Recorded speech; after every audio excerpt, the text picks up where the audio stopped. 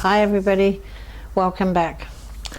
Now in this video I have something to share with you, and you may have seen it done before, but I made an interesting discovery when I decided I would do a free download of an image for paper. And then I started thinking, well, why can't I print this onto fabric? And of course you can. Now years ago we used to do this, and we used to have to cut the fabric and dip it in a solution and let it dry, and then iron it onto some paper or buy the paper already treated with the fabric on it, which was really quite expensive. And then if you got the kit to do it yourself, you had to prepare the fabric, then you printed it, and then you had to dip it again in another solution, and it was a big rigmarole.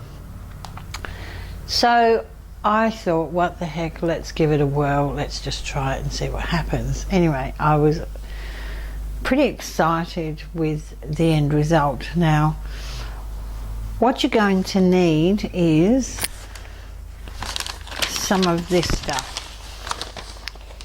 Reynolds freezer paper. Now you can buy this by the metre in Spotlight. If you're in Melbourne, there is a shop called the USA shop where they sell all things American, grocery wise.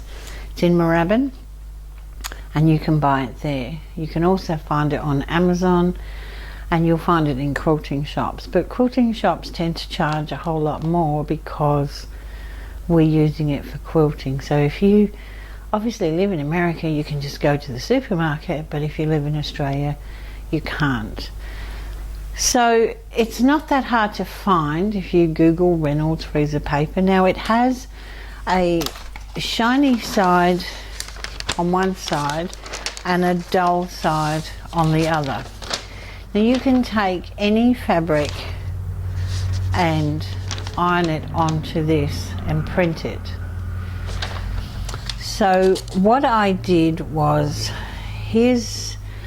this was printed on white fabric, and you can see that it's got all the colour as if it was originally that colour, but you can see the edges are white.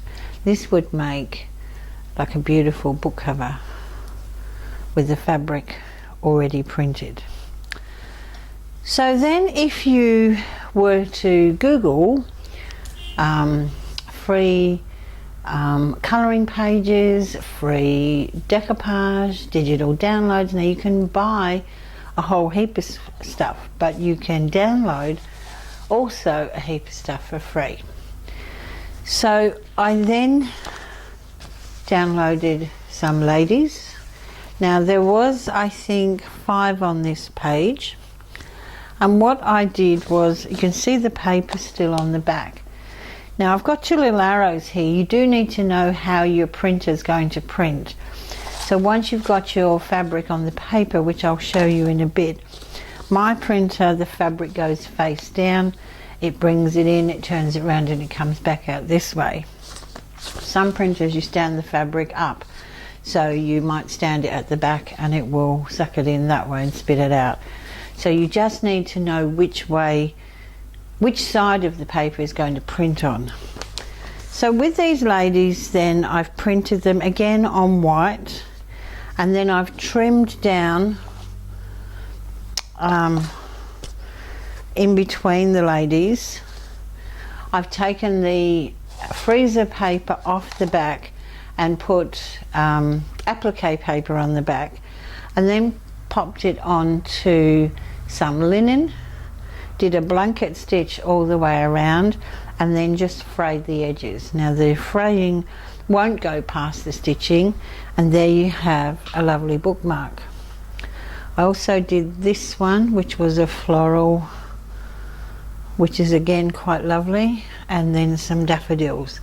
So these were free downloads.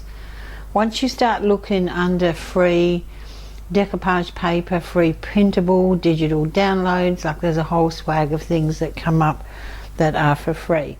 Once you save it to your computer, you can print it with whatever program opens for you to print. So you could even open it in Word, for example, and print from there. So they were my bookmarks, and then I found another page which could be bookmarks. These are quite small, so I've cut one away, and I'll probably do the same thing with this, put them onto a piece of linen and just have them as smaller bookmarks. And you can see the paper still on the back. Now, I did find the best way to get the paper off the back was to re-iron the paper on the back. You scratch it with a pin, and while it's still warm, you pull the paper off. If you pull the paper off while it's cold, you'll get all this frayed edges. But when it's warm and you pull the paper away, you get nice clean edges. Now, I also printed this one, which is very much, oops a daisy, very much like China painting type of picture. And again, this was printed on white, and you get all the colour coming through. Now, I don't think it uses any more ink than as if you would if you printed this onto paper. So then I kind of fell in love with this. Now, this fabric I've had for ages. It wasn't a very big piece, but it was a piece that someone had dyed, and you can see where I've cut out my A4 piece, and I printed this out of this fabric, and I think it just goes wow. So I'm kind of in love with the black effect on the different kind of papers. So obviously I don't know what happens if you were to wash this. My guess is you might wash the ink out, but if you were going to use it for something that doesn't get washed, which I'm going to do with you in a minute, I don't think it really matters. Now, when it comes out of the printer, obviously it's quite wet. You need to just put it aside and let it dry for a couple of minutes. Once it's kind of dry to touch, you can put a piece of paper over it and then heat set it to iron it. And then you can do what you like with it, really. So anything you can print now, you can print on fabric. So I made this little wallet. This was obviously on a pink fabric, and then I've printed the black on top, and I've got a little belt loop in the back to hold the tag. Tag I've just put on with an eyelet, and then when you open it you have 4 pockets. Okay, so that was that one. This one I haven't finished so that I could open it flat, but this is a quilting design from our machine, and I've just opened, I've just picked the one design and placed it in 6 times and sent it through the printer. Now, I have cut off the sides because I chose to have the center of the design down the middle, but there you can see it's a quilting design, but it's not quilted. So fun and games with the printer. So what I wanted to do today, right now, is to show you how I set up the paper, how I printed to make these guys. So I'll be back in a tick.